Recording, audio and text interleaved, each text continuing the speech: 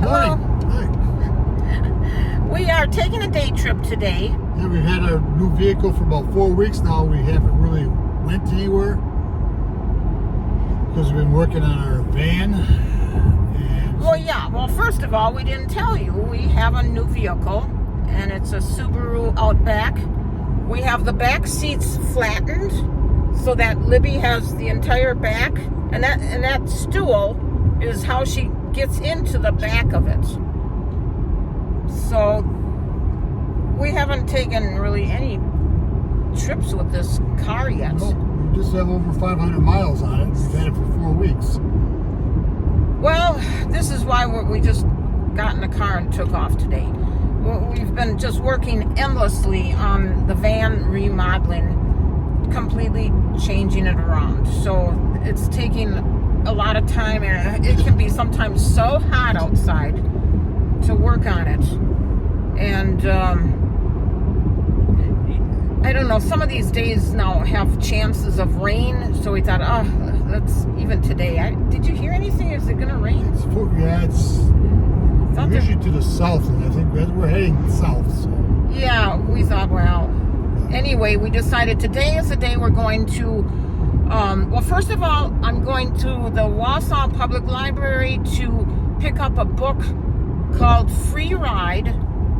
We watch a YouTube video person, Noraly, and she rides a motorcycle throughout all kinds of countries. I mean, any place in the world. She's been doing that since she was in her 30s, and we watch every single episode of hers.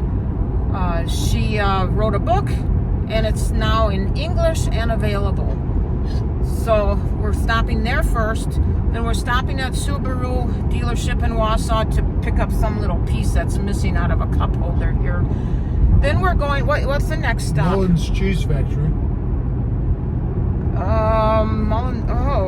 We can get that all in? Yeah. Well, see, now, Mullen's Cheese Factory is near Mosinee. That's just a place we pick up some cheese we want.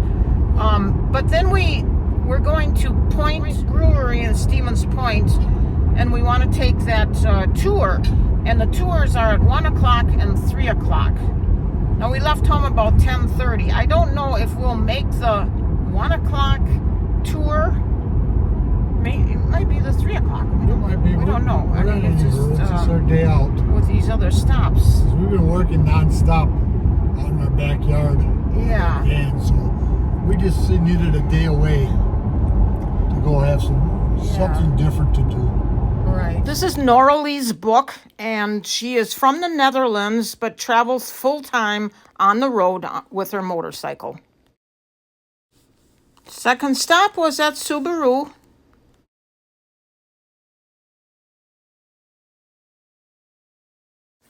This is Granite Peak in the distance. You can see the haze in the air, still from that smoke from Canada.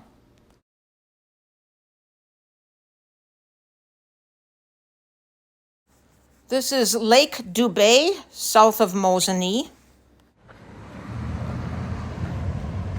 We came to Stevens Point. We're too early for the 3 p.m. We're too behind to get in the 1 p.m. tour, so we will be here for the 3 p.m. It's too early. We just came to see where it was and put in our reservation for 3 p.m. We'll just walk across the street now and go into the tap room.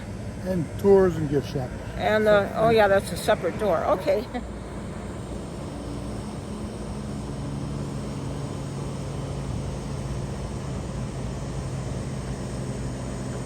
So this is the entire front of the building. We'll be going in that door. Okay. Gift shop and tours.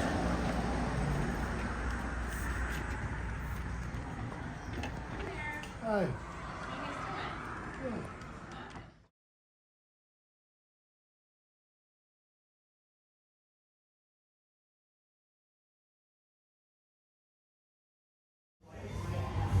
We decided, since we have so much time, to just we put in our reservation. They gave us the tickets for the four 7-ounce samples and the pint glass that we take home. So we just came into the little bar area. I decided on the blonde, which is a light ale. It's just funny because I'm not a beer drinker, but I thought the light would be okay. And then Daniel, you chose what? I got the point. The special. Special point special. So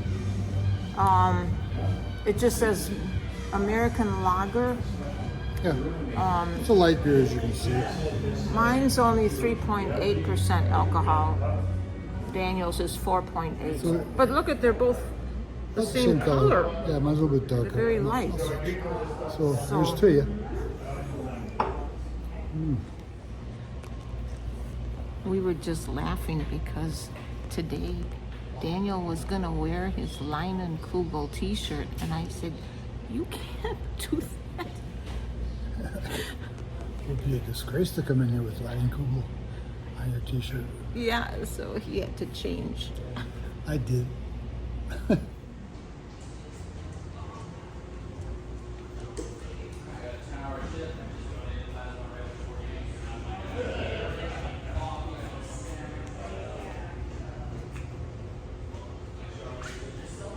So we decided to go outside. So for our next sample, I'm trying a strawberry ale. No, Cider. I'm trying a strawberry cider. And I got a pear cider. So here I was thinking, oh, this is just like drinking refreshing. apple cider, and here that's not true at all because my strawberry one has 5% alcohol, and yours has, I don't know, maybe the same. So it looks just like a beer. It's good stuff, though. Cheers. That is good. It is. See, I like the flavored Lighter- ones. It's a lot lighter than the beer. Let me try your pear. Light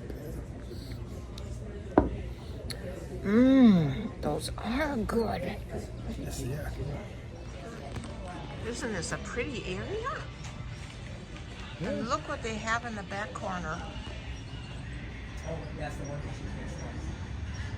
It's an old Chevy. I don't know what year. I had a 53 that had curved windows on the back. That doesn't have the curved windows, so could be a little bit newer or a little bit older. I don't know. I think it's probably a 1950, 51. Look at all the picnic tables and umbrellas over the tables, and then over here there's a whole nother section of picnic tables. It's all fenced in. Then the name just stuck after Prohibition, and we just kept calling it Point Special. Point Special was originally no alcohol content. Yep. And then obviously after Prohibition, you added the alcohol back. We just stopped burning it off, and we kept selling it. Our orange cream, our vanilla, and all that stuff. Okay. In 2009, we started our Whole Hog brand. Now this is kind of our specialty for our brewmasters. I can't really call it craft beer because we're a big enough brewery where it's not microcraft or anything like that. But it's where they get to put a little more effort into the beer than other than just our normal plain beer. This started with a recipe that we bought from a guy in Montana, our White Casper Stout. And after that, every recipe that we did has been our own, but we still continue that White Casper Stout. Okay. Now, in 2012, we started our Cider Boys. Now, as every great Oregon company is, we bought it from a guy in a garage. So some guy was brewing Cider Boys. It started hitting off well. We bought it from him. We started making our own stuff. And we now sell it to over 30 different states. It's about 60% of this factory's profit. 60% of the profit. Yep. Is one of your That's newest how items? our Cider Boys is. So that's Jeez. like people really love it. It just seems this new generation thing is all about ciders and seltzers. So yeah.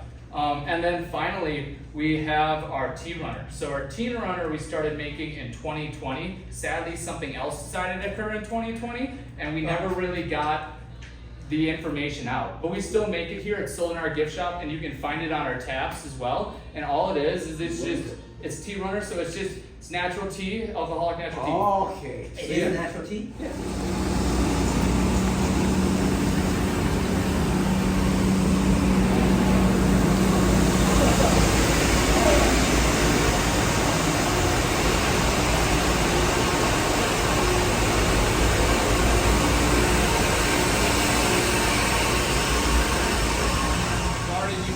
Rusty old truck, that was originally actually part of our line. We found that in somebody's backyard where they had a bunch of other junk trucks. We saw it, we bought it for them, we put it over here, and it's been sitting there. I don't know if they're gonna fix it up ever, but it originally got brought back home. That's a nice thing. Now, apart from that, like I said, this is a gravel parking lot here for our fleet trucks. These fleet trucks will probably drive about for a 150-mile radius around us. The reason I say 150 miles, that's about as far as somebody's gonna get an 8-hour shift there and back. So we gotta get back home eventually. These guys are responsible for estimated delivering about 40,000 cases a year back in the 90s. So it wasn't a bad gig. In 2013 though, well, actually back up one more step. So before this was a gravel parking lot, this was actually a road.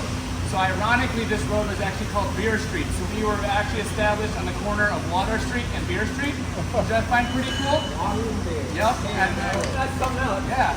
As well as this street had its own railroad track running by it. And before it was a street, it was a railroad track. And if you go to the gravel parking lot by the telephone poles, there's still those old tracks that you can see in the gravel jacketed. So what we can do with that is we pump glycol in between the two layers. And this way we can heat it up, cool it down, and keep it in its same environment, a certain environment, and keep it in its own ecosystem without having to change the temperature out here.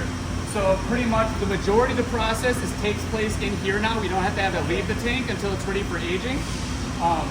So depending on what it is what we're brewing, they have the cone shape on the bottom to help let the yeast collect. This yeast can be used up to 5 to 7 times depending on the brew, which allows us to save on yeast product. I'm guessing the 8th time it just didn't taste the best, but so we're allowed to keep going. The flavor still goes well.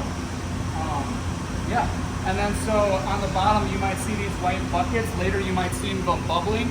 So these buckets are hooked up to the top. So as the yeast attacks the sugar, it leaves a byproduct of carbon dioxide. We let this dioxide leave so that we don't have buildup of pressure in there at all. This is so that later in the time, when it's going through the product line, we can add our own CO2, and that way we can make sure every beer is the same CO2 and not one batch is higher than the other. Water, and we heat it up to a consistency practically of oatmeal. So we heat that up, and what this does is it breaks down our starches in our malt, grain, or whatever, and it puts it into sugars, which are going to be an important part for it later. Now we take that oatmeal substance, and what we'll do is we'll put it over to the Lauter ton, which is that bigger tank up there. And Lauter in German means separation. Now what they do is it will separate that oatmeal product from the solution we want, which is called wort. So that wort will get pumped down and into that tank and eventually moved over here, while that grain is separated. And we saw that bin outside dropping all that icky stuff. Yeah. That was the oats and stuff coming out. And what we do is we dry that up, and we'll eventually sell it back to the farmer. I like to say it makes hoppy cows. But no. Yeah. So, this hops. This is our hops plant. Now. And you'll get your free drink. Hops is a lot like wine, so really depending on where it was, I would say, like grown, depending on the environment or the oils it was grown around, just like wine grapevines. That really gives it aroma and flavor depending on the hops. So to continue some of these recipes, we have to continue getting the hops from the same area we've been getting into. So behind me is all of our hops nowadays. So this hops is from the Czech Republic, New England, Germany, New Zealand, all of that. And I'll get to why we are able to store it in such an easy way later. But first I'm gonna pass around barley, or wheat, just to freshen your palate. It smells like a loaf of bread. So, it's nothing special or anything like that.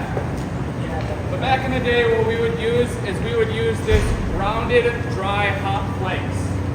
Now, it's not super strong, but so we used to have to store this required a lot of storage.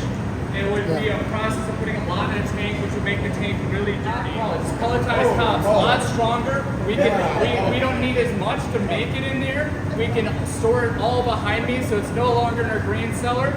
But like I said, it's a lot stronger. Yeah. But this way, like I said, we have worldwide hops behind me stored in this small area just because of this new pelletized hops. The number one like I said, producer a of lot hops older is the recipes United we States. continue getting it from the same area. Washington. But yeah, Washington's our number one resource for hops here, as well as all of our apples for our cider, our apple base, comes from Washington as well. I don't know where exactly, but they're a big helper for our brewery. Wonderful room over here. These guys are focused on alcohol level, pH, color, consistency, and all that inside of it. Our right room is our microbiology. They're looking for any bad bacteria in our aging the beer, or any wild strains of yeast that did not get separated that could harm it when it's all stunky now. So we have state cases of that somewhere, so we have to look back. Depending on the alcohol, about 7 months to a year, depending on ciders. They keep one bottle of each as a sample in case any customer has a problem with one. I guessed that this is a pony and got a free drink coupon. Behind me, I promise you, these are all empty. These are all empty. One of our warehouses. This is where they go before they get filled. We have a warehouse about 3 times the size that's across the river. So if you're planning a beer heist, do it there, not here. Then I don't have to deal with it. Yep. So these are all empty. These are all should be empty. Those over there that are wrapped are getting ready to go.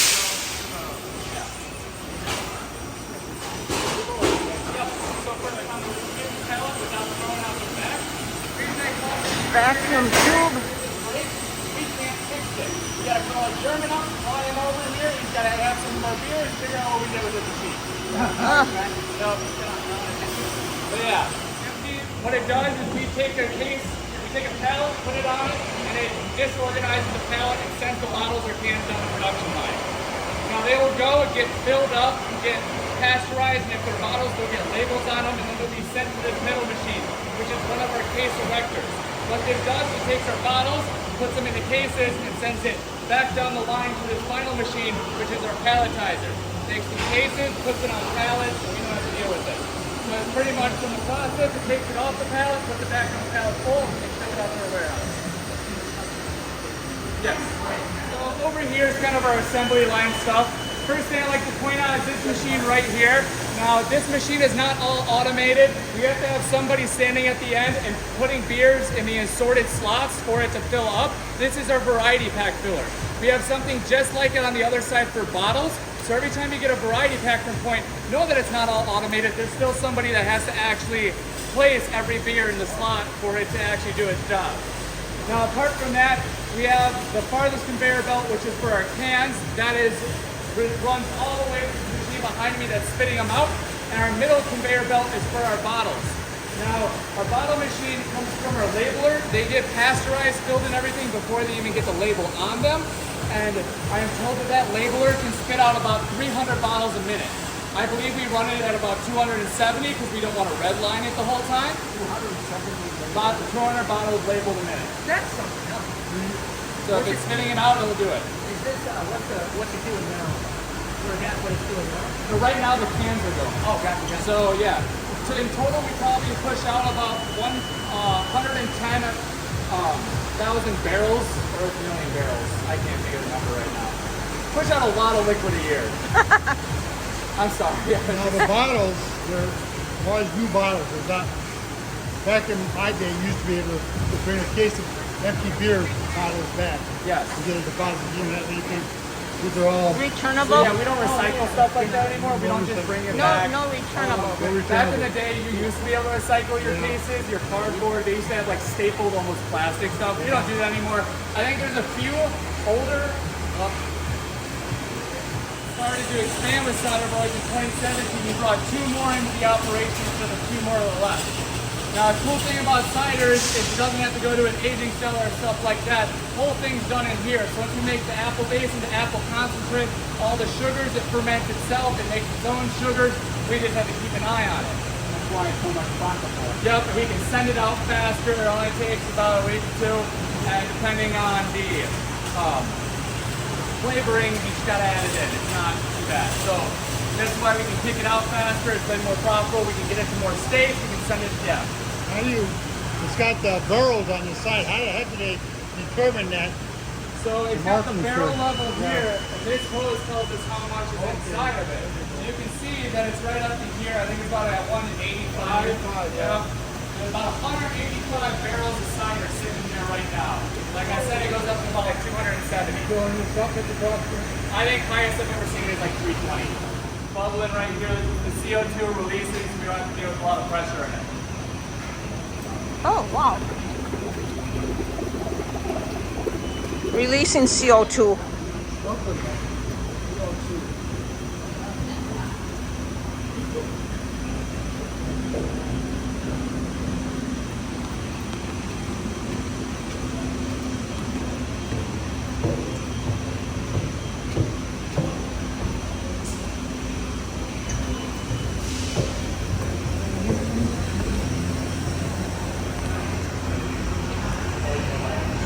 Alright, so we're going to stop right here and do one last little closing. Got people behind you. Oh, you. I was saying you guys can come up. Come on down. No. But so, usually we end the tour over there, but like I said, we're making our NA beer over there. It's a huge construction thing that they had to open up the roof for. Sadly, that made them move the pilot system, which was my favorite thing in here. There were about 7 barrel versions of these uni tanks here. So what it allowed the brewmasters to do is they were able to try weird recipes and all that stuff without making a whole huge tank of it. Now these pilots you can only find in our tap room, so there's still a few going on as they're like changing locations in this factory. But I believe peanut butter beer is coming back, pickle beer is coming back, all these weird recipes that people want. There's a few up there right now. If you try any and you like any, feel free to leave a review. And if you have any like ideas for an add-on or a new beer, feel free to write it down. Our brewmasters do take a look at this and they might give them an idea. You can kind of mentally be like, I thought of that idea, but I don't think they're going to give you any recognition or anything. Well, we're done with the tour. Daniel and I both answered questions correctly, so we got 3 more free bottles. 3 bottles, which each bottle takes 2 of the little We got tickets. 6 questions answered right. So we'll just put these in the cooler and head home. We brought home 2 pint-sized glasses. Everyone gets a glass. We correctly answered, how many? 6 answers, I think, to questions asked during the tour. Besides having 2 samples each before the tour started, and we brought home 5 bottles. Well, there's some kind of an accident up here. A lot of smoke, and some people actually think they can just pass. Gas fire. Is that an ambulance? It's a fire truck. Oh. So is it a controlled burn, or did somebody throw something out? Something, I don't know. They wouldn't have a controlled burn. This is Highway 39, Northbound. north, leaving Stevens Point.